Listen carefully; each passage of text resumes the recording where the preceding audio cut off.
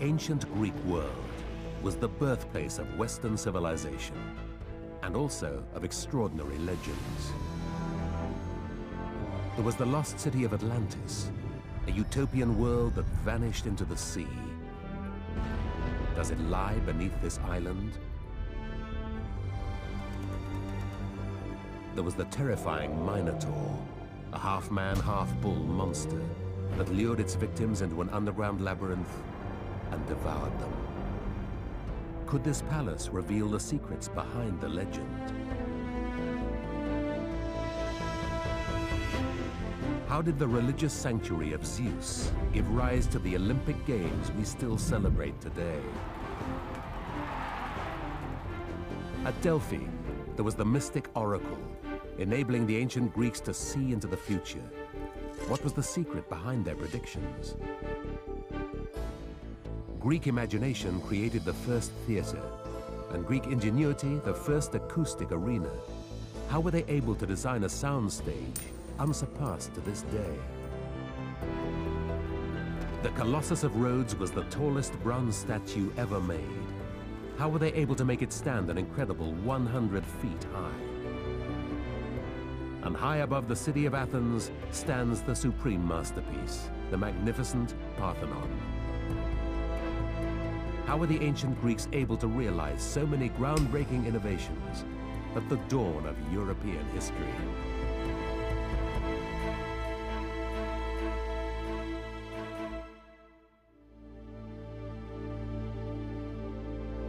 The land we know today as Greece, lying in the eastern Mediterranean, was once a very different world. In antiquity, Greece was made up from a collection of warring city-states that became an empire. As this strengthened, much of the eastern Mediterranean fell under the Greeks' control. Some of these lands had their own rich history and culture. Others lived on in legend, where fact and fantasy became one. Nowhere was clouded by a more terrifying story than the island of Crete. At its center lay the infamous Palace of Knossos. This was once the power base of the Minoan civilization, an advanced maritime race who controlled the wealth and trade of the Mediterranean. More formidable still were the stories of the island's infamous King Minos. In Greek mythology, he's said to have built a labyrinth to cage a monster. Half man, half bull, the Minotaur was the shocking result of a union between a sacred bull and the king's unfaithful wife.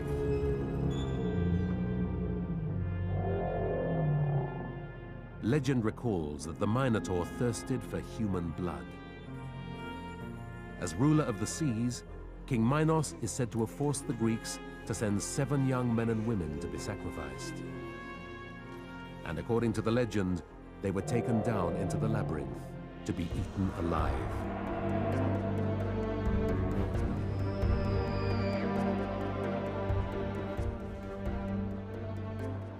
Today on the island, the remains of the Palace of Knossos can still be seen.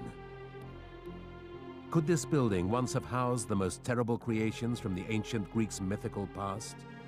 Or did the structure of the palace inspire the story of the Minotaur? Built some 2,000 years before the Greek world flourished, the palace contained hundreds of luxurious rooms. But did horror lurk deep beneath the splendor? In 1900, an English archaeologist decided to find out. Sir Arthur Evans began to excavate what he believed could be the legendary palace. Evans soon discovered a stone seat. Could this be a throne, or perhaps proof that the king really existed?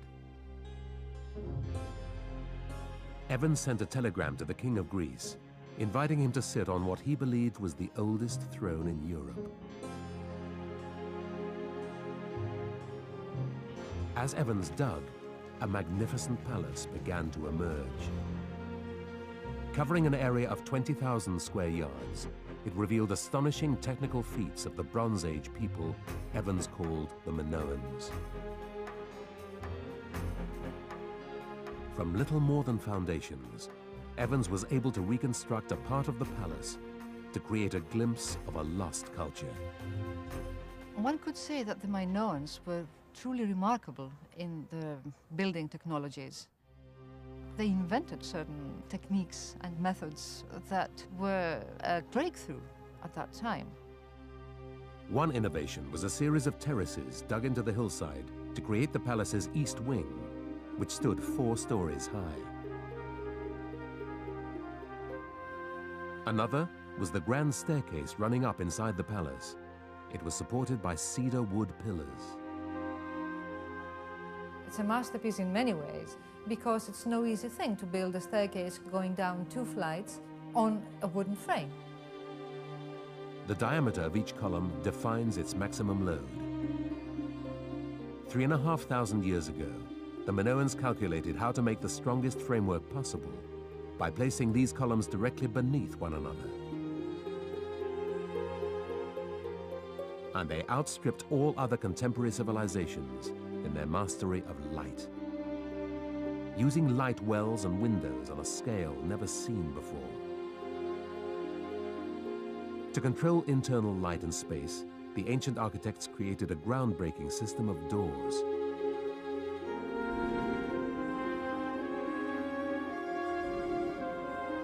The palace boasted an elaborate underfloor drainage system. This not only dealt with Crete's rainfall, it also carried away waste from one of the world's earliest toilets. This is the famous toilet of the Minoan palace. Outside these doors, you see this large slab, and we have here a hole. So somebody, let's say a servant, was outside flushing water as the toilet was being used. Leading to the palace were the very first cobbled roads in Europe, built over 1,000 years before the Romans. There were even sidewalks for pedestrians. It became clear that Knossos lay at the heart of a highly sophisticated civilization. So why did Sir Arthur Evans link it with the myth of the Minotaur in its labyrinth? He found a number of clues, including strange engravings in the shape of a double-headed axe. What was their secret meaning? We have no idea what these were for, because some were meant to be seen, others were not meant to be seen. Some were covered with plaster, others are on the undersides of stones. But what does seem clear is that they had some kind of magical component. An ancient word for this axe is labyrinth. Evans believed this palace could be the very origin of the word labyrinth. Another clue linking the palace to the myth is the layout itself. 1,500 interconnecting rooms, many below ground. A bewildering maze that would drive outsiders to panic. Rather than being the actual site of Minos' mythical labyrinth, built to imprison the Minotaur, could the maze-like palace in fact have given rise to the story? A possibility backed up by evidence that the bull, an ancient symbol of power, played a key role in Minoan life. Experts now think the Minotaur myth evolved when the powerful Cretans controlled the seas, demanding tributes from lesser states, such as Athens. According to legend, the Athenian hero Theseus volunteered to confront the monster. Armed with just a sword and string to mark his path through the labyrinth, Theseus the Athenian confronted the Minotaur, slaying the beast.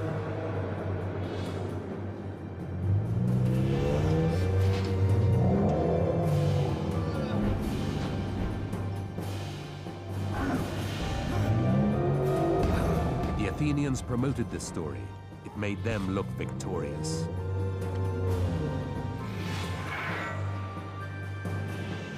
But in reality, Athens was at this time only a minor city when the powerful palace of Knossos flourished. And if King Minos had existed only in a legend, who was it who'd sat upon this throne? The ancient legends, I think, very much colored Sir Arthur's view of Minoan culture. Today, we believe that actually a priestess may have sat here, Because in other artistic media, we always see a woman, priestess or goddess, with griffins heraldically placed on either side of her. Whether or not King Minos existed only in myth, the 3,500-year-old palace at Knossos still strikes awe in its visitors today.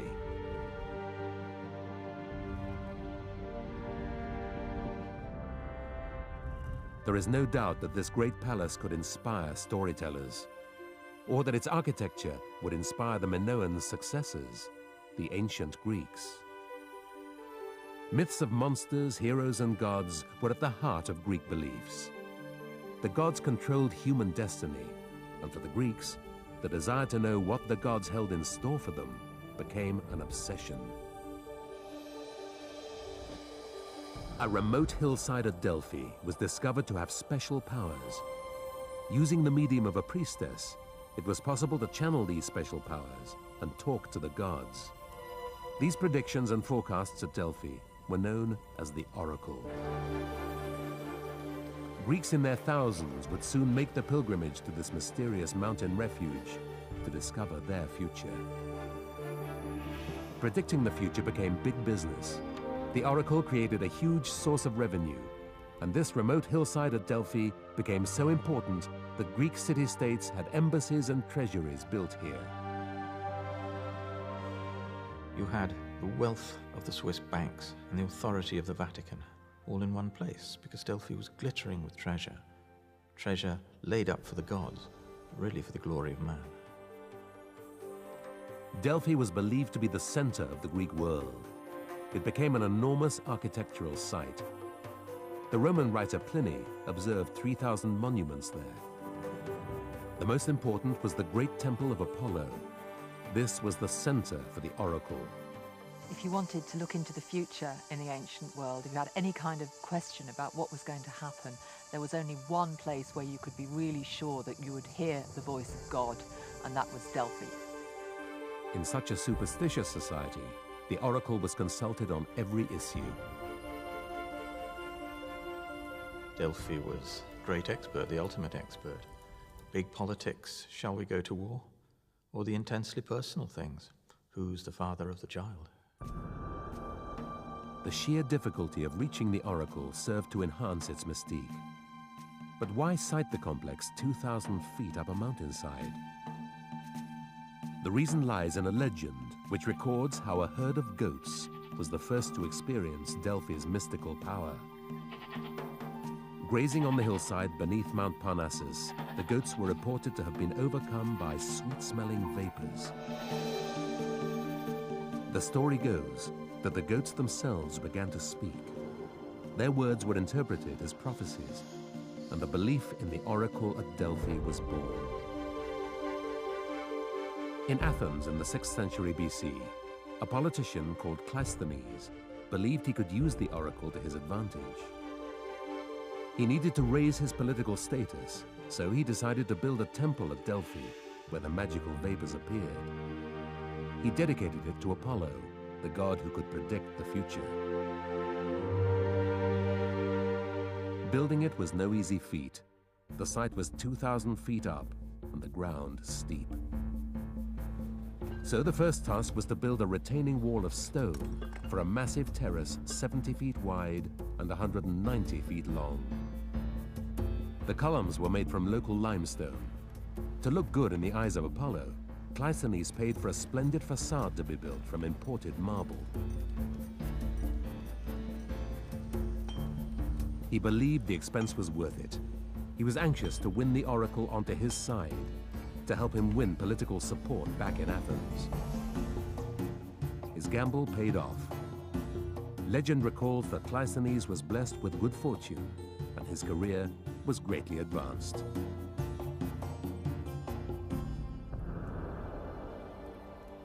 At the temple, it became the practice for a woman, known as the Pythia, to reveal Apollo's prophecies. The male priests had their own reasons for this, for if a man was to have this power, he would become more powerful than the priests themselves. But women had no power at all, and the priests at the temple could control a lucrative industry. Priests of Apollo were busy behind the scenes, a woman was chosen to speak, because she could be manipulated at times of men's choosing. Like theatre, the priests worked hard to stage manage the event. It was important that the clients felt that they'd been given an accurate prediction. They kept the priestess behind a curtain to make it more mysterious. It was all quite theatrical, and you had a collective sense that this moment of great excitement, of revelation, was about to happen. There have been many attempts to explain how the Pythia entered her trance-like state, from poisonous honey cakes to narcotic substances. But could a recent scientific investigation provide the answer? Experts exploring the geology of Delphi found two major fault lines in the hillside, and these lines in the rock meet directly beneath the room where the Pythia sat in the Temple of Apollo. Knowing toxic gases can emanate from fault lines, the scientists tested a stream that still flows near the temple. They found evidence in the water of ethylene, a sweet-smelling gas that can cause a trance-like state and even delirium.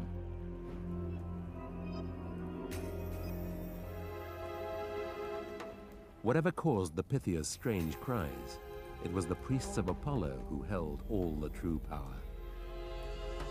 They didn't tell you exactly what was going to happen. They gave you certain information that you could interpret yourself in pretty much whatever way you liked.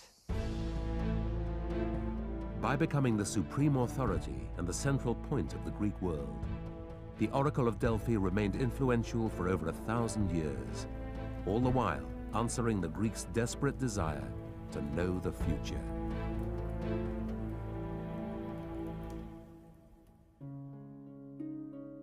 To honor their gods, the ancient Greeks created wonders that forced them to make extraordinary technological discoveries.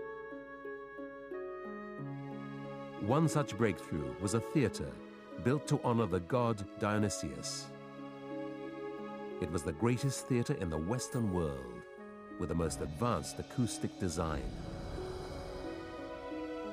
Hidden in the hills at Epidaurus, about 100 miles from Athens, the 14,000-seat theater has dazzled audiences for 2,500 years. It is a feat of engineering. 55 rows of stone seats built into the hillside, with such precision that the theater has perfect acoustics. This theatre at Epidaurus is quite simply the most special theatrical space in the Western world. It's the largest of all the surviving ancient theatres. It's the most beautiful. This is somewhere where the spirit of the god of drama, Dionysus, still lives on. Surprisingly, the reason for siting the theatre in this remote place has its origin in medicine. Next to the theatre was a vast healing centre, and to the ancient Greeks, theatre was medicine. One way of trying to understand the link between the healing cult and this particularly exquisite theatre is that for the ancient Greeks, music, and Greek theatre is a fundamentally musical experience, was actually used in medical therapy. The great philosopher Aristotle actually writes about how people who are distressed and psychologically disturbed can come to a great resolution of that and to a much happier state of mind by listening to certain kinds of music and watching certain kinds of performance.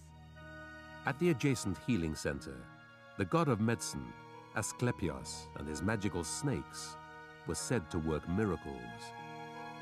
Medical cures and remedies were inscribed on stone tablets.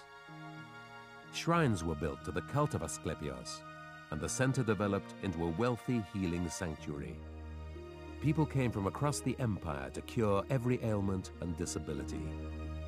One mother was so desperate because her daughter was dying of dropsy that she came all the way from Sparta, and miraculously her daughter was cured. In 360 BC, the money collected from patients was used to build a vast theater. The architect, Polykleitos, had already built a roundhouse at the sanctuary, but now set about a far grander circular design. He chose a bowl-shaped site facing west so the rising sun would light up the landscape behind the stage. He dug out the round performance space before creating the huge seating area known as the gazing space. Thousands of limestone blocks cut from local quarries formed the seats. His design was for 32 rows, although 23 more were added 2 centuries later. Behind the actors was the Scena, the origin of the word scene, a 2-story stage building which was painted as a backdrop for the play. The Scena also enabled early special effects. When a play required a god to descend from the heavens, an actor was flown in on a hoist. The masked performers often played to audiences of up to 14,000 without the benefit of microphones. Polykleitos was able to create perfect acoustics. Even a coin being dropped at the center of the performance circle can be heard clearly in the back rows. The design of the theater also enhances the sound of the human voice. The secret lies in how sounds are reflected by the stone itself, reducing the amount of distorting echo.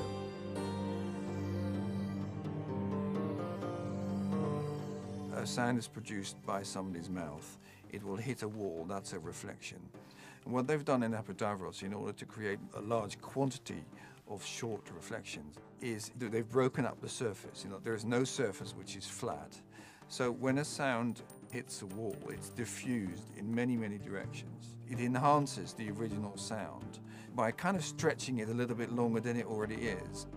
And in the quest for perfection, the Greeks developed another technique to make the sound even clearer. When somebody speaks in a theater, you can hear resonances, and if you have an ear for it, you know which resonances are going to get in the way of the dialogue.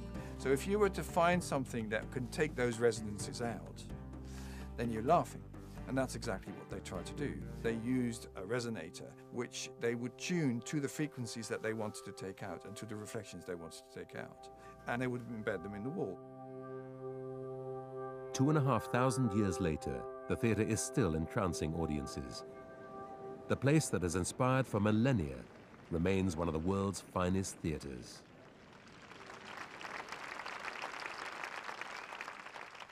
The ancient Greeks produced some of the most astonishing buildings in history.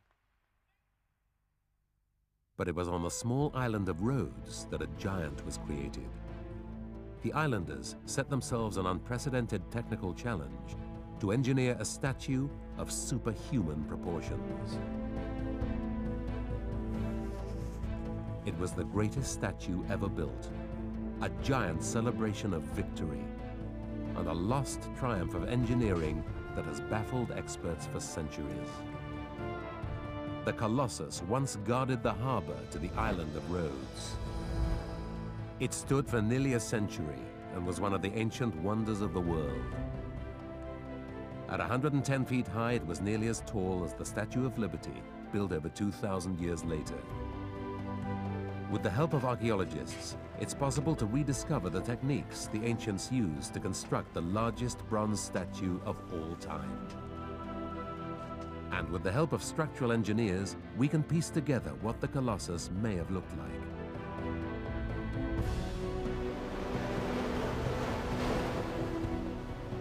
The story of the Colossus began in 305 BC, when a powerful enemy fleet began a year-long siege of the small island of Rhodes.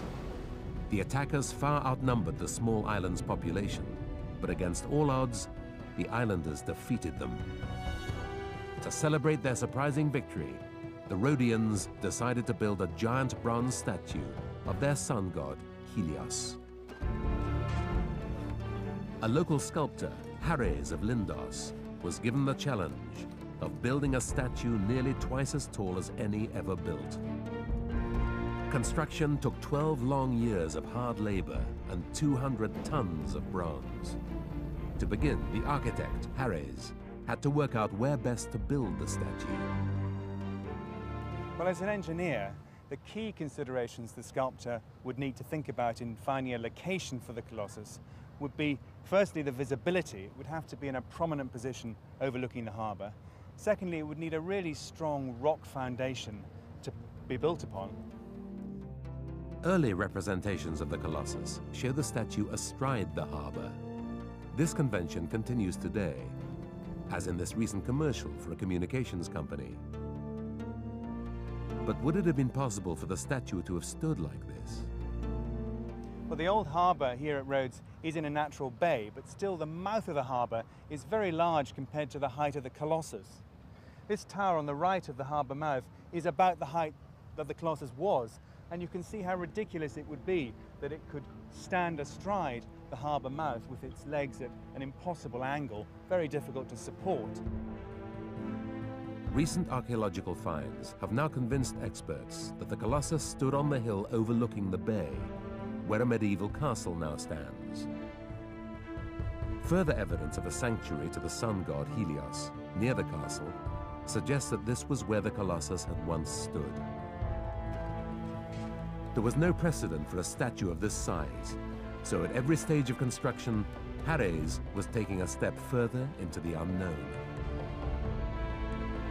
He decided to build a wooden frame over which he would hang beaten bronze panels. Starting at the feet and working upwards, the Colossus was supported by a mound of earth as it grew to over 100 feet high. The island of Rhodes was renowned for its bronze work, which was a major export. But because the Colossus was so large, the entire casting pit could only make one small section at a time. We have evidence from around the time that the Colossus was built that the Rhodians were experts in bronze work. This is one of the largest bronze casting pits ever found from ancient Greece, and it proves that the Rhodians were able to make large, hollow bronze pieces. It works a bit like a kiln. They would fashion a large block of clay, and then by placing wax around the outside in a thin layer and more clay outside that, they could create the shape that they wanted to cast. They would pack earth down around the whole structure and then fire the clay from beneath using fires in the bottom of the pit. That would then set the clay into the shape of the form. The wax would be drained out and the liquid bronze poured in from the top. Hundreds of these pieces were cast and carried up the growing mountain to be attached to the wooden framework. Stones were dropped down inside to give stability. But after 12 years of construction, when the earth was removed, how could Harrhades be sure that the Colossus would stand up? To support a human shape with two legs, a sculptor might use a third support disguised in some way, something draped down to the ground through which they can have a third leg, essentially, for the structure to stand. Whatever technique he used, Harrhades' masterpiece withstood the elements for nearly 60 years. But in 224 BC, there occurred one natural force the Colossus could not survive.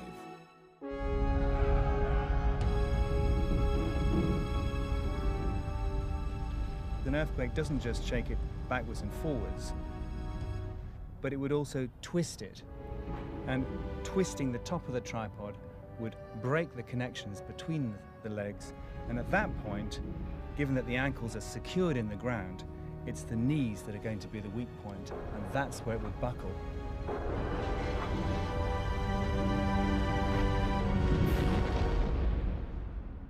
The people of Rhodes consulted an oracle, which warned that to rebuild the Colossus would bring them misfortune. So the giant statue lay in pieces for over 1,000 years, until finally the bronze was sold for scrap. Although it fell, this ancient world wonder has lived on as an inspiration to sculptors down through the ages, most famously in Auguste Bartholdi's design for the Statue of Liberty, built in the late 1800s. The Greeks had long excelled at creating incredible statuary. At Olympia, the holy sanctuary was dominated by the world's largest ivory statue to the god Zeus, the god of all gods.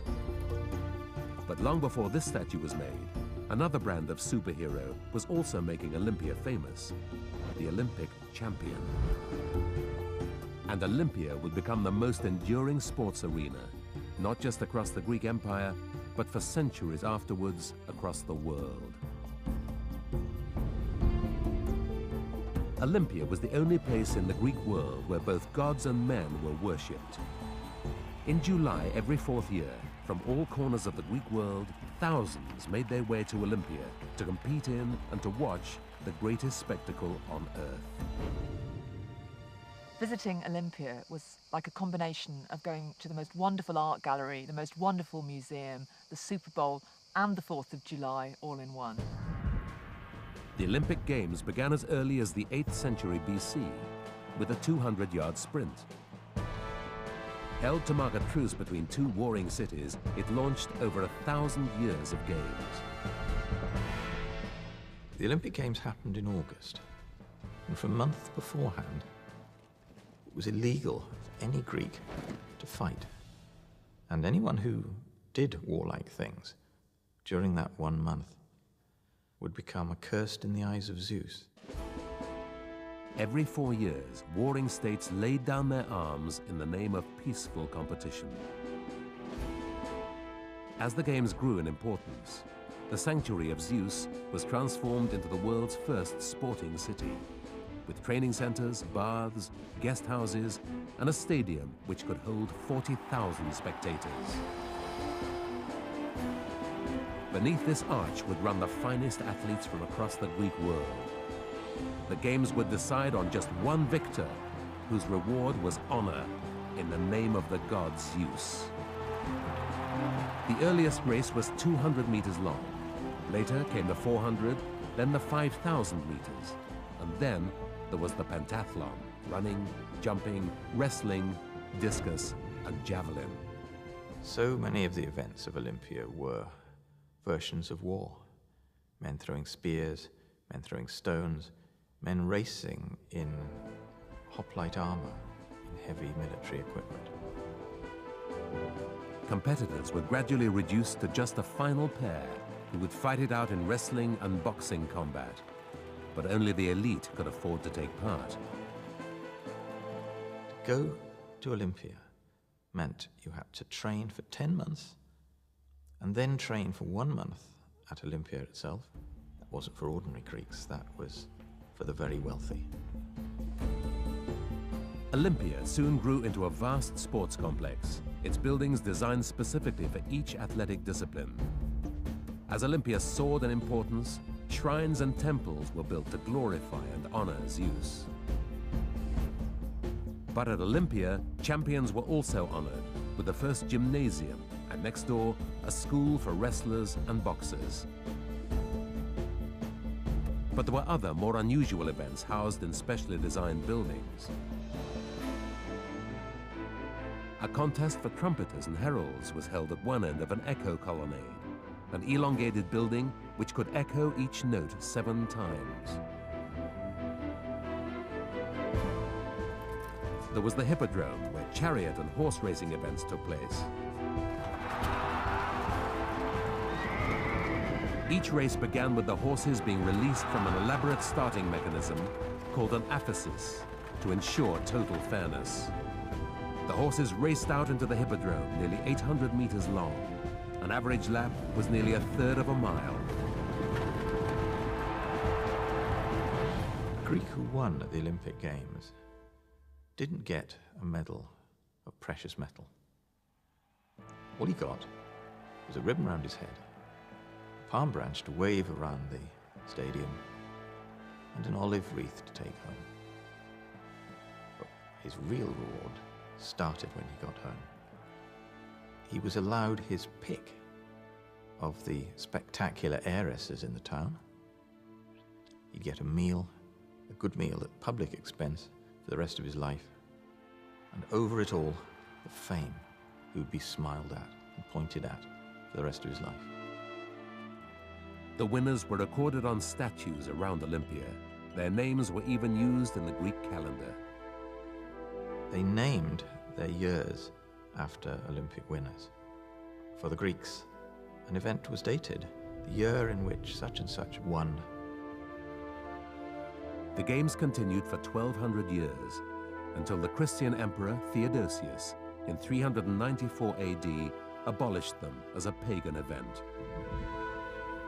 Now the Olympic flame has been rekindled, and every 4 years, a torch is carried from Olympia to the modern site of the greatest show on Earth.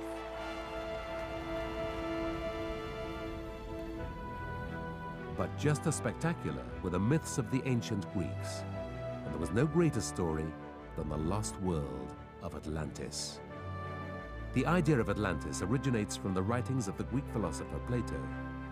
He wrote about a utopian world that became corrupted and, as punishment, destroyed. No one has ever resolved whether the Atlantis myth was a moral allegory or an historical story, but the search to find this lost civilization has persisted ever since. And the events, which once struck a ring of islands in the eastern Mediterranean, have long been considered the inspiration of the Atlantis legend. 3,500 years ago, an island volcano in the Aegean Sea erupted. The explosion left behind a vast bay beside the Greek island of Santorini. Had this been the destruction of Atlantis? To try and find out, archaeologists are examining the layers of volcanic strata on the island, which have preserved a picture of how life was before the eruption. Right here, ground zero. This is ground zero. Man lived on that surface. Man walked that surface. Man built a city on that surface. Here is a residue of man, what appears to be a broken field wall by man on that surface. And then came the pumice, down rained pumice, piece by piece, particle by particle, burying that landscape, knocking a tree down. That's the remnant of a tree. It's now a hole because the wood is rotted away. And then the eruption continued with tens of feet of more pumice and ash. A tantalizing glimpse. But who were these people of Santorini? And are they a key to discovering the Atlantean race Plato described? He wrote of a great island power. At its center, a massive city built on concentric circles of land and water. And at its heart, a citadel full of spectacular treasures. Was Plato's circular city inspired by the round volcano which had erupted beside Santorini? The link between Atlantis and the island of Santorini hit the headlines in 1966 when a Greek archaeologist working on the southern side of the island uncovered some of the most beautiful works of art ever to be found at an ancient site. What was found was an unbelievably well-preserved town. This was due to the fact that that specific settlement was buried under the ash of the volcano. This layer of ash is somewhere near 8 or 10 meters, so it's quite a thick deposit, which means that 2- and 3-story buildings were actually preserved within this layer. But the most revealing discovery was of a wall painting. It represented a map of Santorini, and in the middle, it featured the volcano island before it erupted. It shows a profile of the island, 1, 2, 3 peaks. Those 3 peaks we see today. Going down farther, we see a waterway that surrounds a central island, a fairly large island, and on that island, a city. The impression one gets from this painting is a society that was able to have a large city on a small island, that they had a culture that would allow more than subsistence living. It allowed a large city to develop here and be supported by trade, exports and imports. Plato had talked of an island civilization, and if the wall painting is to be believed, then perhaps it was that civilization that had once prospered here in the bay. Where we're sailing right here, we'd be bumping ashore 3,600 years ago against an island. And then if we believe that wall painting, we wouldn't just be bumping into an island, we'd be bumping into a little city that was sitting right here. And the wall painting is our closest representation as to how that city might have looked. It's amazingly impressive. They are showing the landscape, the boats, the costumes, the people 3,600 years ago in the late Bronze Age. It's a snapshot of a past life. The painting bears an instant similarity to Plato's description of the circular city of Atlantis. But the people who had built it had no idea of the dangers that threatened to destroy them. There hadn't been any big major eruptions in this part of the world for thousands of years.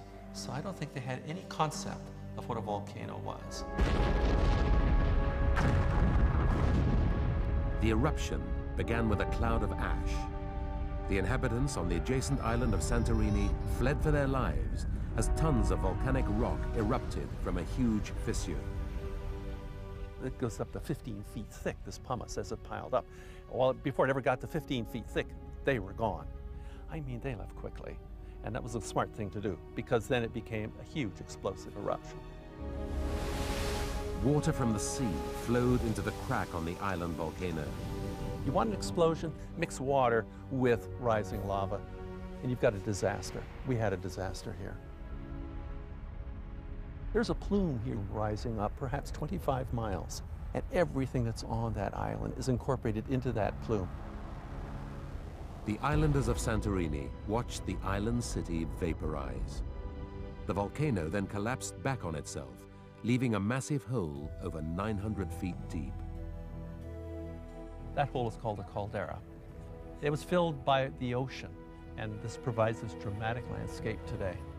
The Atlantis legend lives on as marine archaeologists continue to search for signs of a lost city beneath the sea. And the catastrophic events which struck the island of Santorini have ensured that Plato's puzzle remains indelibly written into history. Such a massive, such an enormous calamity that had to get stuck in human memory. And things are stuck in human memory through mythology. And myths then remember this eruption. The ancient Greeks were able to match their extraordinary legends with their own achievements. They developed the skills to build the greatest wonder of ancient Greece. It is an icon of perfection, an architectural inspiration, the Parthenon. On the Acropolis, the sacred hill overlooking the city of Athens, the Parthenon was built as a symbol of success. It has stood strong for 2,500 years. The story of how it came to be built is as remarkable as the design of the building itself. This glorious new building that was arising from a field of ruins was a symbol to the Athenians. It told them that after their near annihilation by the Persians, they were now in charge. They were on the way up, and this was their reminder. The Parthenon would be no ordinary temple. Its exquisite proportions on the outside would be matched by its interior, with splendid carvings and colored reliefs. But the two men responsible for its construction would face fierce criticism. Phidias was appointed master of works. He was the most famous sculptor of his day. Pericles was the Athenian statesman who commissioned the building. It was part of a vast regeneration program conceived by Pericles to transform Athens, to make it stand as an exemplar to the rest of the Greek world. It was a great idea, but how would he fund it? The money that was used had been contributed for the war against Persia by Athens' allies. The war had gone so well, not all the money was needed.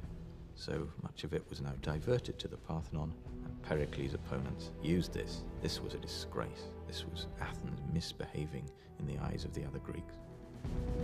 Ignoring the political attacks, Pericles raided the war chest and started to build the Parthenon. At 101 feet wide and 228 feet long, it called for thousands of tons of expensive marble. The glittering stone, as it was called, was selected from the quarries that still remain at Mount Pentelicon, 8 miles from Athens. But a special technique was needed to drag the massive column drums up the steep slopes of the Acropolis. The Acropolis is high above the city. Getting the drums up here on a cart would have been pretty difficult. So they probably used a system that they'd devised over a century before, where they built a wooden frame around the drum, and then using oxen, they could pull the stones up the hill, a bit like a roller. At the building site, they probably used cranes with a pulley system to lift vast blocks of stone. Lifting power came from a windlass attached to the back of the frame. Once they got the blocks and stones up here, they had to maneuver them into position with absolute precision. There's a clue here as to how they did that. These are bosses that were used for lifting ropes to carry the stones. They would normally have been cut off, but war broke out before the workers had finished. But the underlying genius of the building lies in the ancient Greeks' understanding of perspective, unsurpassed until the Renaissance. Well, they say that there isn't a straight line on the Parthenon. It's not exactly true, but certainly lines that you'd think should be straight aren't. The architrave along the top, for example, is 2.5 inches higher in the middle than at either side. At every stage, the builders countered each optical distortion to make this temple appear to be perfect. Down here at the base, you can actually see that deviation from the horizontal. There's a very subtle rise along the step line here towards the middle, which drops off at the far side. And that gives us the impression from a distance of a perfect straight line. They created the columns with the same minute attention to detail. On the outside of the building, all these exterior columns slope inwards a bit. And they did that really to help build the grandeur of the design, that feeling of elegance. And they did that by cutting the top surface of the bottom drum so that it sloped inwards perceptibly. Here on the corner, of course, the bottom drum is turned slightly, so the corner column rises up on a diagonal with extraordinary precision right up towards the center of the building. The Greek builders addressed every detail. You might have thought these great stone blocks weren't moving anywhere, but the ancient Greeks did use cramps to hold them together. This is one of the original ancient iron cramps and the actual hole that it came from that's been recently excavated. And it would have sat in here like this, filled with molten lead, which then set, holding those blocks together. In fact, the cramps don't carry a lot of force in everyday use, but in the case of an earthquake, these cramps would have helped just to hold the stones together. Maybe that's one of the reasons that the building's still here today. The centerpiece of this enormous building was to be found inside. Here, Phidias designed the most lavish and impressive statue. It depicted the goddess Athena, to whom the building was dedicated. It was a masterpiece of ivory and gold. It was so extravagant, it absorbed over half the funds for the entire Parthenon project. At nearly 40 feet high, Athena dominated the interior, intimidating all who came to worship at the temple. The statue of Athena had on it over a ton of gold. It cost slightly more to put that gold onto the statue than it did to build the whole of the Parthenon. A stunning frieze, 524 feet long, depicted the annual procession in honor of Athena. The pale marble we see today would have looked very different 2,500 years ago, when it was painted in vivid colors. But the masterpiece was not an immediate success in its time. Pericles' opponents said he was dressing the Parthenon up like a pretentious woman, a slur both on his building and on his partner Aspasia, born outside the Athens elite. One Greek writer tells us exactly what a pretentious woman did. She put on built-up shoes to make her look taller, to suggest she was a more aristocratic family. She put on dabs of rouge on her cheeks to make it seem that she was younger and fitter than she really was. But above all, she plastered her face in powder of white lead, fashionably pale to look like an aristocrat. And they thought of the pretentiousness of Pericles in using other Greeks' gold to make Athens seem wealthier than she really was. To further discredit Pericles, Phidias, his sculptor and master of works, was accused of embezzling gold from the statue. He was also accused of blasphemy for portraying himself and his patron among the sacred figures on Athena's shield. Pheidias the sculptor seems to have been a friend of Pericles, seems to have attracted some of the lightning that Pericles' enemies wanted to cast against him. We're told that he was imprisoned in Athens for embezzlement of the gold. But Pheidias and his fellow craftsmen were not seen as heroes of civilization, as we'd want to make them now. A scandal for a few years in its own time, the Parthenon is now a landmark of architectural excellence for all time. The ravages of war and pollution have taken their toll, but still the temple stands. The Parthenon is a huge statement of a building, what you might call an iconic structure. It's a coming together of understanding of stone and rock and how to use it and work it, and of geometry and shape and form, something that really wasn't achieved again for thousands of years.